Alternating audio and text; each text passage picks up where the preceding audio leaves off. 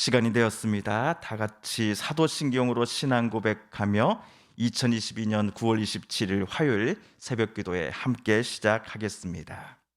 나는 전능하신 아버지 하나님, 천지의 창조주를 믿습니다. 나는 그의 유일하신 아들 우리 주 예수 그리스도를 믿습니다.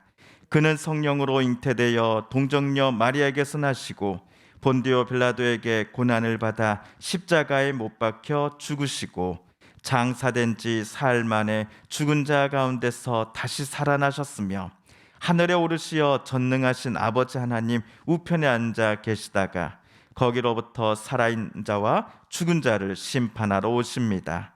나는 성령을 믿으며 거룩한 공교회와 성도의 교제와 죄를 용서받는 것과 몸의 부활과 영생을 믿습니다.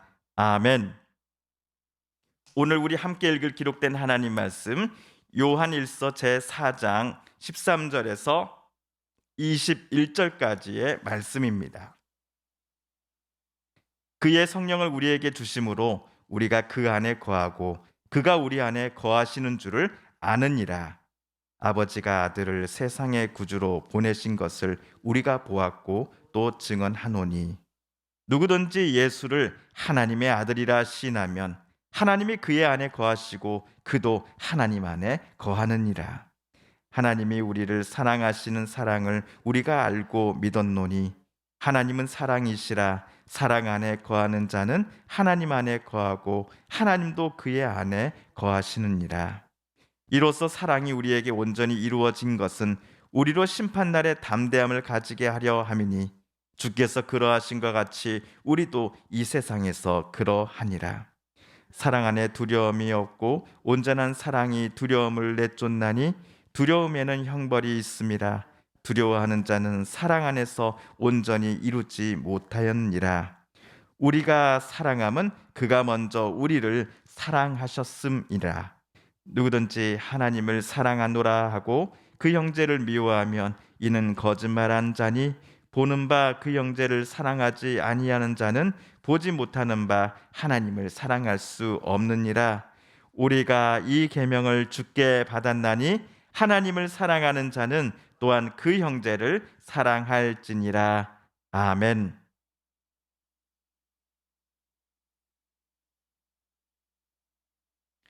지난주 금요일 우리가 읽은 4장 12절에서 요한은 이렇게 썼습니다. 지금까지 하나님을 본 사람이 아무도 없지만 그러나 우리가 서로 사랑하고 있다면 하나님은 우리 안에 계시며 또한 하나님의 사랑은 우리 가운데 이미 완성되었습니다. 라고 말이지요. 참으로 놀라운 신비입니다. 그런데 이 놀라운 신비를 요한의 성도들이 좀 더 분명하게 깨달을 수 있도록 하나님께서 그들에게 특별히 보내주신 두 분을 오늘 요한은 소개합니다. 오늘 요한이 소개하는 첫 번째 분은 성령 하나님이십니다. 우리 13절을 세 번역으로 다시 한번 읽어보겠습니다. 시작. 하나님이 우리에게 자기 영을 나누어 주셨습니다. 이것으로 우리가 하나님 안에 있고 또 하나님이 우리 안에 계시다는 것을 우리는 압니다. 하나님 아버지께서 요한의 성도들에게 보내주신 성령 하나님은 성도들로 하여금 하나님과 늘 사귐의 교제를 갖도록 해주셨습니다. 또한 하나님께서 성도들과 늘 함께하고 계신다라는 사실을 그들로 하여금 성령님은 언제나 깨닫게 해주셨습니다. 그리고 요한이 소개하는 두 번째 분은 하나님의 아들 예수님이십니다. 요한 1서를 기록한 사도 요한은 예수님에 관해 다음과 같은 고백을 했습니다. 나사렛 예수께서 하나님께서 이 땅에 사람의 몸을 입고 보내신 하나님의 아드님이시요 또한 세상을 구원하시는 구세주이심을 나와 내 동료들은 믿고 신합니다. 라고 말입니다. 이러한 신앙 고백을 토대로 하여 요한은 자기의 편지를 받아볼 성도들에게 맨 처음 복음을 전하였을 것입니다. 요한의 성도들도 마찬가지로 예수님을 하나님의 아들로 시인한다라고 한다면 하나님은 반드시 그들 안에 함께 계시며 그 사람들은 하나님 안에 살고 있는 게 틀림없다라고 요한은 오늘 썼지요. 요한의 설명처럼 성자 예수님 그리고 성령 하나님은 성부 하나님과 사람과 또한 하나님이 서로 간의 인격적인 사귐과 사랑의 교제를 나누고 있다는 것을 성도들에게 깨닫게 해주고 계십니다. 성자와 성령 하나님 덕분에 성도들은 하나님께서 어제와는 또 다른 오늘만의 새로운 은혜와 사랑을 그들에게 베풀어 주신다는 사실을 깨닫게 됩니다. 이러한 깨달음은 요한의 성도들뿐만 아니라 오늘 말씀을 묵상하는 저와 여러분의 것이기도 합니다. 그런데 요한이 성자와 성령 하나님을 오늘 강조하고 있는 이유를 저는 좀 더 생각해 보았습니다. 아마도 사도 요한이 오늘 편지를 쓸 당시 활동하던 적 그리스도들과 거짓 교사들이 나사렛 예수님을 하나님의 아들로 인정하지 않았기 때문이었을 것입니다. 이들 적 그리스도들은 자신들만이 하나님을 정확하게 제대로 알고 있고 자신들만이 하나님과 올바른 교제를 하고 있다라고 주장하며 교회에 남아있는 요한의 성도들을 유혹했을 것이기 때문입니다. 하나님을 가장 많이 사랑하는 사람은 본인들 뿐이다라고 적그리스도들은 주장했던 것이지요. 그러나 나사렛 예수님이 하나님의 아들이심을 인정하지 않는 모습은 성자를 이 땅에 보내신 하나님을 부인하는 것과 마찬가지의 행동이 아니겠습니까? 게다가 하나님을 사랑한다라고 자랑스럽게 남들 앞에서 이야기하는 그들이 정작 눈앞에 보이는 자기 형제 자매를 미워하고 있습니다. 이들 적그리스도들을 향해 바울은 당신네들은 거짓말을 하고 있다라고 말합니다. 어떤 거짓말을 한다는 것입니까? 그들이 하나님을 사랑한다는 말이 실은 거짓말이다라고 요한은 이야기하는 것입니다. 하나님은 사랑으로 충만하신 분입니다. 하나님이 우리를 먼저 사랑하셨기에 당신의 외아들을 우리를 살리기 위해 이 땅에 보내셨습니다. 그런데 이러한 사랑으로 충만한 하나님을 사랑한다라고 남들 앞에 이야기하는 사람들이 정작 눈앞에 보이는 형제 자매를 미워하고 협박하고 힘들게 하며 아프게 만들고 있으니 그들을 향해 어느 누가 당신은 하나님을 사랑하는 사람이 정말 맞군요 라고 생각할 수 있단 말입니까? 그래서 요한은 저들 적그리스도들 향해서 당신네들이 하나님을 사랑한다는 그 말은 거짓입니다 라고 썼던 것입니다.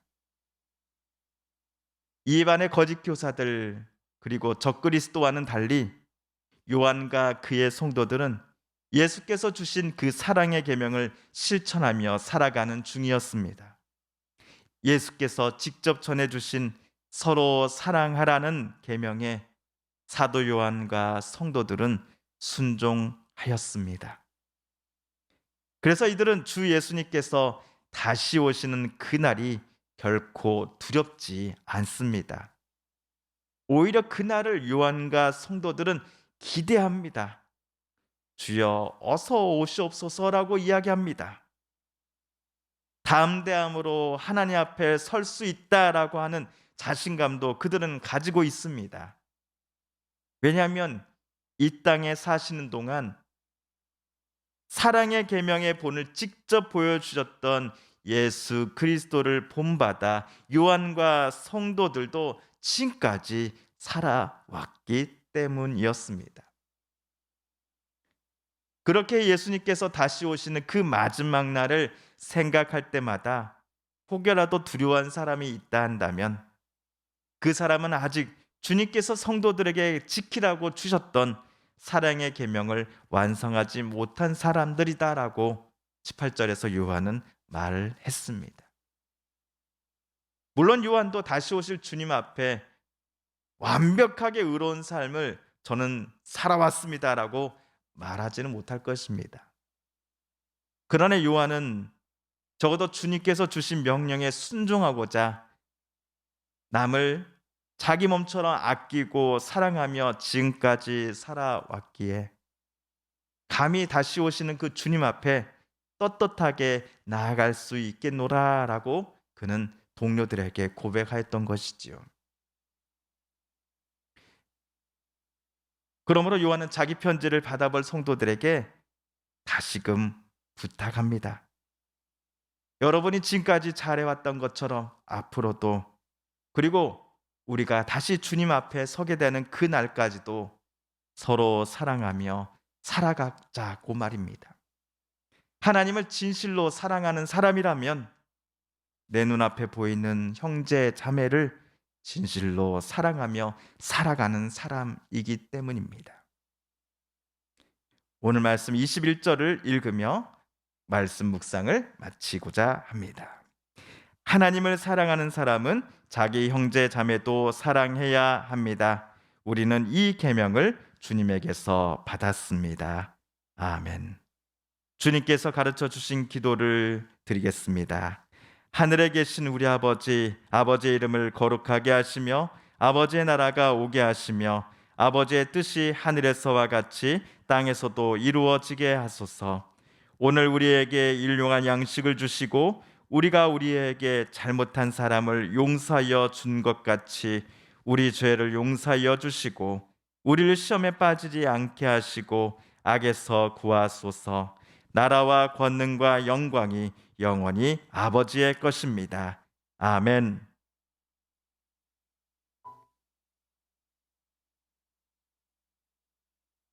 사랑하는 성도 여러분, 성삼위 하나님께서 오늘 요한 1서 말씀을 읽고 묵상하는 저와 여러분의 마음을 열어주시고 말씀 속에 새겨진 하나님의 음성과 뜻을 깨닫게 해주셨으니 우리가 깨닫고 다짐한 바대로 살아가게 해달라고 오늘 우리가 함께 읽은 말씀을 기억하시며 하나님 앞에 기도드리기를 원합니다.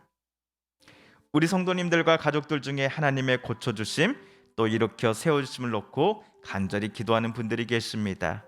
수술과 시술 이후 또 주님의 치료하심과 완치시켜 주심을 놓고 기도하는 분들이 계십니다. 하나님 고쳐주소서, 하나님 치료하여 주소서, 하나님 회복시켜 주소서. 우크라이나 전쟁이 어서 속히 끝나게 하여 주시며 그 땅 가운데 진정한 평화를 내려 주소서. 코로나19로 인하여서 고통받고 힘들어하는 이들이 어서 속히 몸과 마음의 회복을 얻게 하여 주시고 특별히 경제적으로 많이 힘들어졌던 모든 분들이 내일에 대한 소망을 다시 품을 수 있는 날이 하루빨리 오게 하여 주소서. 마지막으로 우리가 가지고 나온 간절한 기도 제목 하나님께 아뢰며 하나님의 은혜 보좌 앞으로 우리 더 가까이 나아가겠습니다. 함께 기도합니다.